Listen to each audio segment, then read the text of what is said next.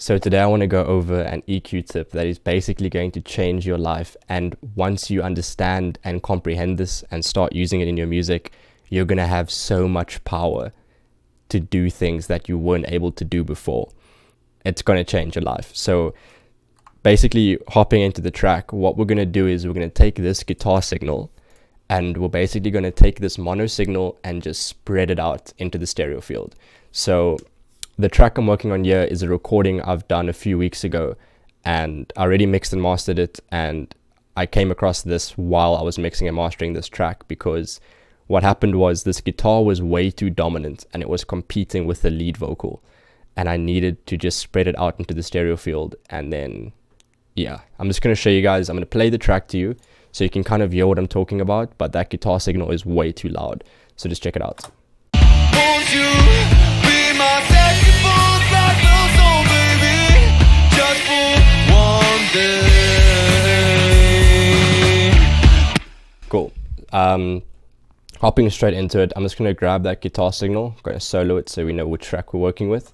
Then I'm going to just pop it into channel 34 over here. Then what I'm going to do is I'm going to go to channel 35 and 36, and I'm going to right click and say sidechain to this track on both of these tracks. Now what we're essentially going to do is click F8 and search Fruity Send. Cool, we're going to add a Fruity Send onto this track, and we're going to add two of them, two separate Fruity Sends. On the first one, we're going to send it to channel 35, so that will be insert 2. The way I did that was I just right clicked and just said insert 35 on the first one, go to the second one, and I'm going to say insert 36. Just right click that, or you can click there, just click insert 35 and insert 36. What will happen now is that guitar signal will be sending through to 35 and 36. Right, so now essentially what we can do is I'm going to hold shift and click on the mute and unmute. This will lock the position, and I'm going to unmute it, which means that will stay locked and it will stay off no matter what I do. Now on 35, I'm just going to rename it to left and just change the color. Then on 36, I'm going to rename it to right and change the color. So now what we're going to do is we've got two separate guitar signals sending into 35 and 36. And what we're going to do is we're going to pan it left and one right. So because this is a mono signal, it doesn't really matter how much we pan it. It will be the same regardless. So what's happening is we're sending the guitar signal into two separate channels and then panning one hard left and panning one hard right. So each different channel is going to come through a different speaker, right? Then what I did after that was I added an EQ onto both of those channels, two separate EQs. Now right here I'm using the SSL channel EQ, but you can literally use any EQ that you wish. But for the sake, I'm just going to show you exactly what I did to this guitar. So we're going to start with the left channel, and I'm just going to break down to you what I did. So basic EQ, I added a high pass filter at 105 hertz. The next thing I did was I reduced 2000 hertz by 3 decibels. Then I boosted 3.5 thousand hertz by 3 decibels. Then I reduced around 300 hertz by 3 decibels. So what I'm basically doing is I'm boosting and reducing at the same time. So I'm just going to show you what that would kind of look like in a standard EQ. So it would more or less look like this. I was boosting around 3000 there and then around 300. So I was boosting about there and I was taking out this area, right? So that's kind of what this EQ is looking like right now, more or less like this. And then on the right channel, we did literally the exact opposite. So wherever we boosted on the left channel, we took out on the right channel. Wherever we took out on the left channel, we boosted on the right channel. So literally we just did the exact opposite of the left channel.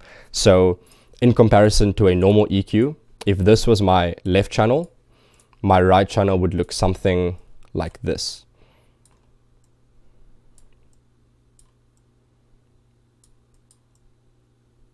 Cool.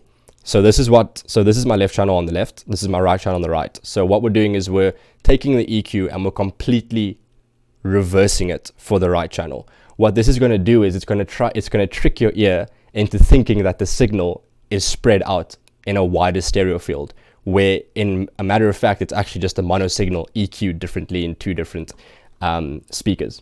So once we have the two EQs onto the left and the right channel, we want to send that to its own bus so we can change the volume of both of them at the same time. So what we're going to do is we're going to go to channel 35, send it to 37, go to 36, send it to 37, and then remove both of those tracks from the master. So both of those left and right channels should be sending into channel 37. Then we just rename this guitar bus and then change the color to whatever you wish it to be. Maybe make it that one. And then both of these channels can then be moved with this one volume fader. Now, actually something very interesting. I'm going to take off the EQ and then I'm going to show you what the track sounds like originally. Then I'm going to add it back in, and then you can kind of see in the stereo imager what's happening. So originally it should be mono. Yeah. I'm going to add it in, and you're just going to watch that literally just spread out.